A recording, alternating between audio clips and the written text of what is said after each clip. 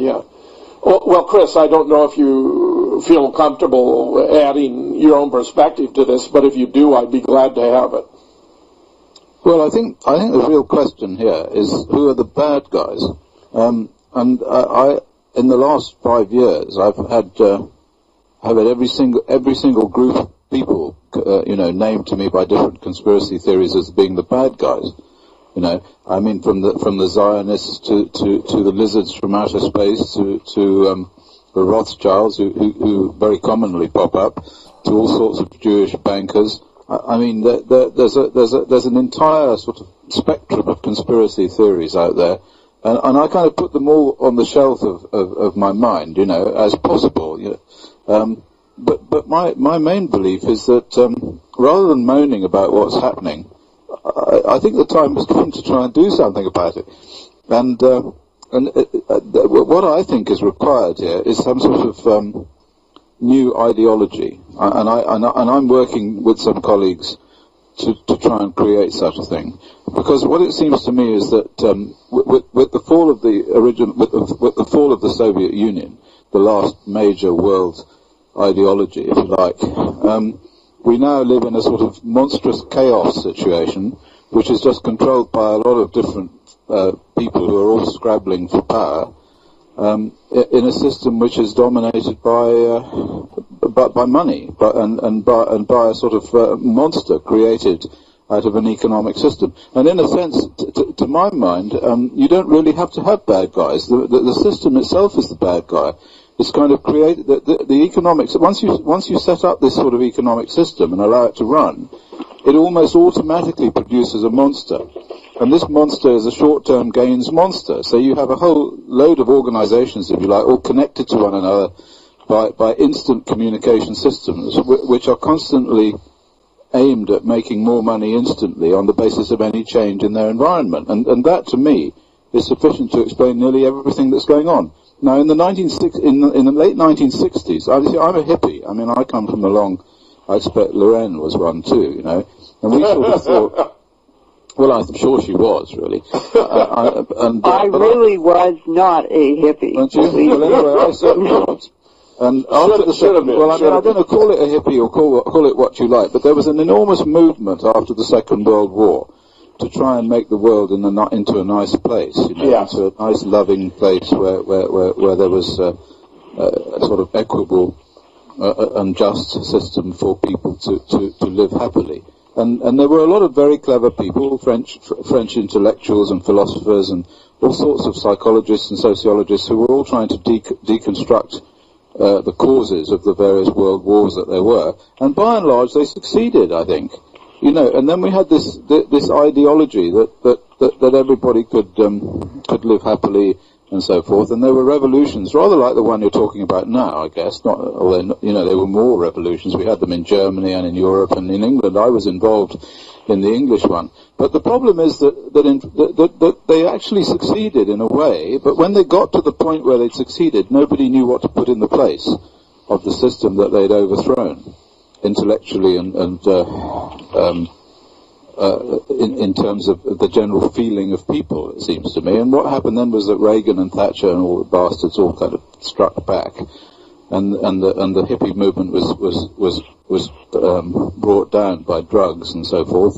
And since then, nothing really has been there to replace it in terms of an ideology, and I think that's what's badly needed, an ideology, and therefore thereby cut into their profits, perhaps even put them out of business, and that's really what's going on, that it actually is all a charade, that the nuclear weapon issue is simply a complete smokescreen. And if anyone cared about nuclear weapons in the Middle East, they ought to be concerned about Israel, which has 200 to 600 of these little beauties, has never signed the non-proliferation treaty, won't allow inspectors into its country, where if Iran or the United States, if Israel or the United States were to attack Iran's, estimates have it that there would be 1 million deaths of Iranians outright, and that as the contamination cloud spread over Afghanistan, Pakistan, and India, there would be a minimum of 35 million more additional premature deaths, and indeed, by some estimates, and I think the two of you are very well positioned to comment on this, by the estimates, since there are, some 80 of these different sites developing nuclear energy in Iran, that the results, the contamination should be so catastrophic, including strontium-90, that it has the potential to spread worldwide and risk the extinction of the human species. Well, I think we're well on the way to that already, to be honest, without having to attack Iran. I mean, at the moment, we have the dissemination of radionuclides from Fukushima and from Chernobyl and from the weapons use in the Middle East, and the evidence is that this is already having an effect on human fertility, and obviously therefore also the fertility of living systems. So I'm not sanguine about the future of the human race, even now. But of course, if they attack Iran, then I'm sure that they will be using nuclear weapons to do so. And so it won't be just whatever it is they bomb in Iran. It will be the releases from the nuclear weapons themselves.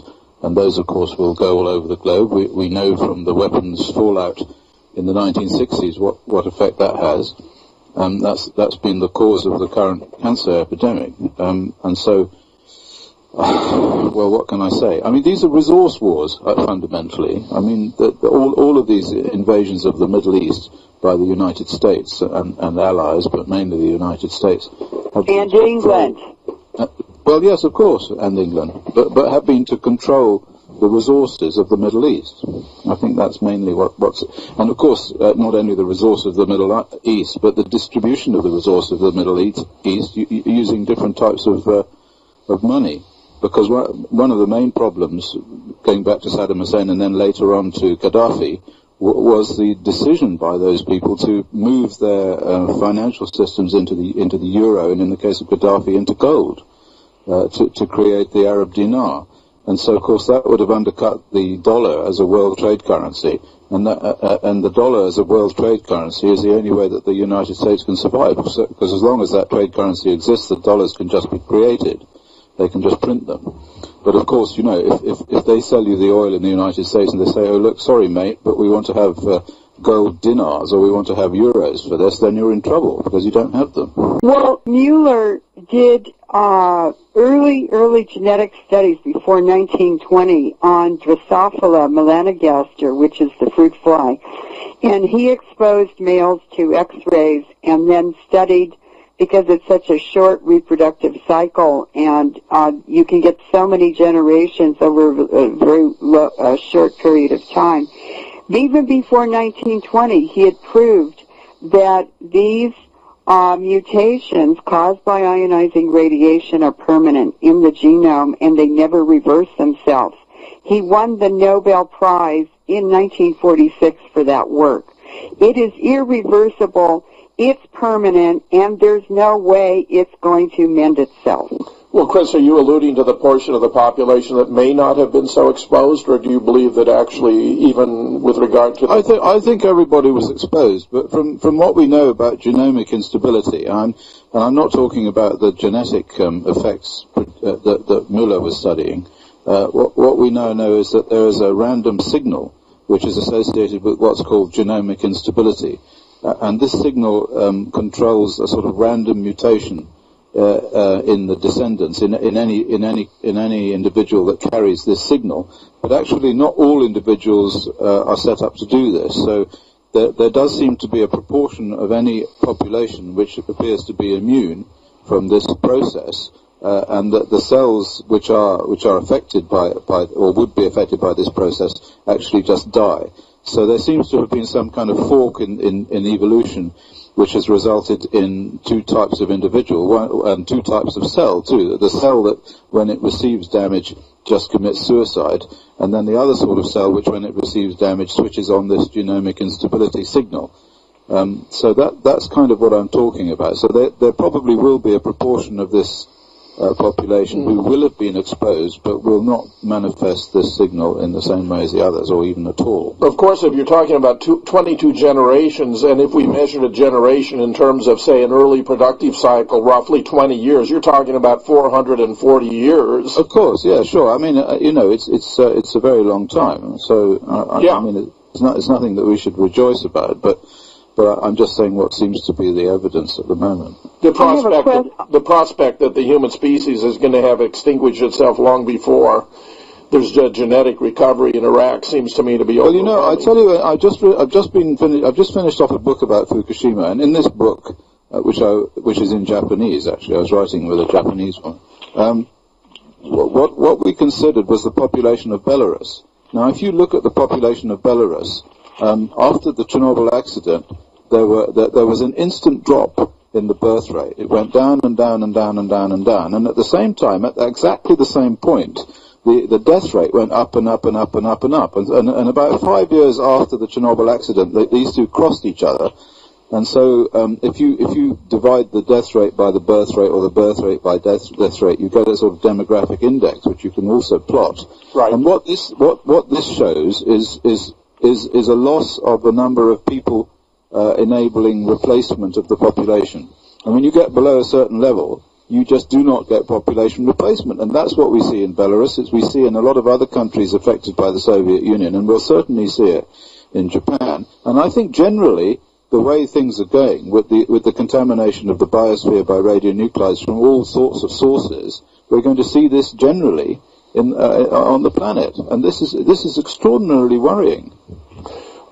Chris, just for clarification, now, as the replacement rate drops, you have a shrinking population. Now, in relation to that shrinking population, is it still going to be the case that the replacement rate is going to lead to increasing shrinkage? Well, it certainly seems to be the case in Belarus when you look at it so far, and of course, you know, it's obvious just from mathematics that the fewer people you have to breed, the fewer children there will be, and therefore the fewer children there will be to breed, and so on. I mean, this is what we see in the Newfoundland cod, you know. If you reduce the population to a certain point, it cannot recover. And we're talking about large-scale human populations. Well, we certainly are. We're talking, in Belarus, we're talking about an entire country. And I've seen similar effects when you look at the demographic index of the Baltic states, where a lot of radioactivity came.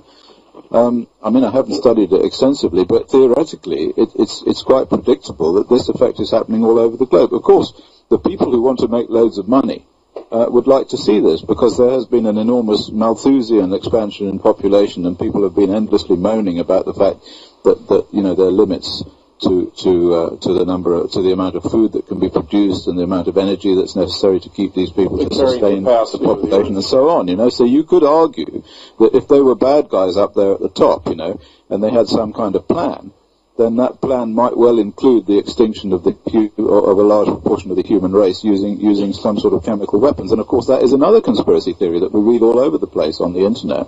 But Chris, it seems as though this phenomenon is clearly going to take place in the Middle East.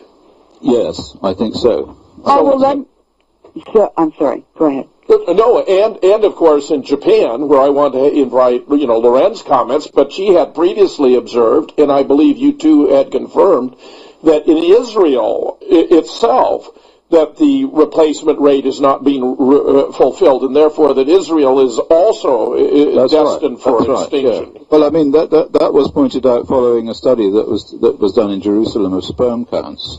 But you have to consider, I mean, the state of Israel, to some extent, you know, they would be very concerned about the Arab population because of just, you know, human behavior, because the Arabs breed at a faster rate than the Israelis. So ultimately they will breed their way to democratic success.